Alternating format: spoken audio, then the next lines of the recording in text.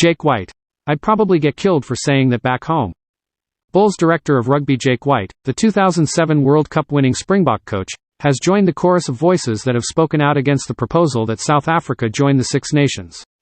It is a debate that has flared up infrequently for the last couple of years, and at the weekend, after the Bulls demolished Bristol Bears 31-17 in their Champions Cup Round 3 outing at Ashton Gate, the English media pounced on White with the hackneyed question. And his response was candid. "I'm an old school guy," the Bulls boss told the media gathering. "I can't see that you can ever have South Africa playing Six Nations," he added.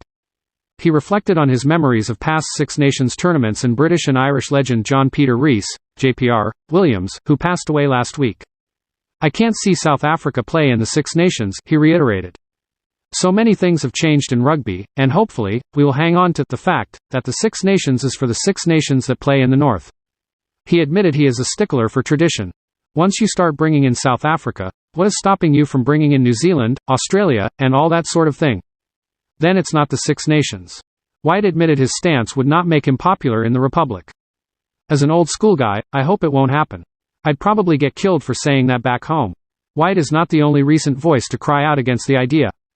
The former Six Nations CEO, Ben Morrell, also firmly denied there are any plans to expand the championship to include the Springboks. Morrell asserted in an interview last year, before his departure to be replaced by Tom Harrison, that these reports are false and claimed that there have been no discussions regarding the Springboks' participation in the Six Nations. "There is no conversation about expanding the Six Nations right now," Morrell told The Telegraph in an interview. "The entire focus is on finding the right solution and improvements to the July and November windows and finding a more competitive narrative for those fixtures. Our whole energy of the Six Nations is focused on that.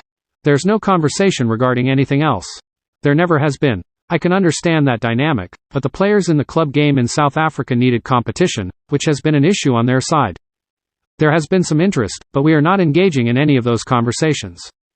The idea has also not been universally welcomed in South Africa, as shown on Rugby Pass Box Office podcast recently. Two Springbok Centurions, Jean de Villiers and Brian Habana, joined double World Cup winner Damian Willems and host Hanyani Shamange on the show during the Cape Town SVNS, where they gave their views on the Springboks joining the Northern Hemisphere competition. While the Springboks record try scorer Habana was dead set against his compatriots relocating to a new competition, de Villiers appeared to be slightly more on the fence, although he does feel South Africa currently have the best of both worlds. "The thing there is, we're giving our opinion in what we think is best for South Africa, but do they want us there?" the former center asked. "I don't think so," Habana replied. De Villiers added, "The Six Nations, what it stands for, the history of it, you need to ask those questions as well. How does it influence the history of the game and all of that? I think we've got the best of both worlds currently, where we play our club rugby in the Northern Hemisphere and we play our international rugby in the Southern Hemisphere in the Rugby Championship. So you get the best of both worlds. If we were to move totally to the Northern Hemisphere, we've already seen the logistical challenges with that, and I think we'll lose a big part of what South African rugby is all about, because we play New Zealand so much, because we play Australia and Argentina so much. So from that point of view, moving away to me will be risky. But a lot of the decisions get made financially and not really on the rugby as such, to be brutally honest.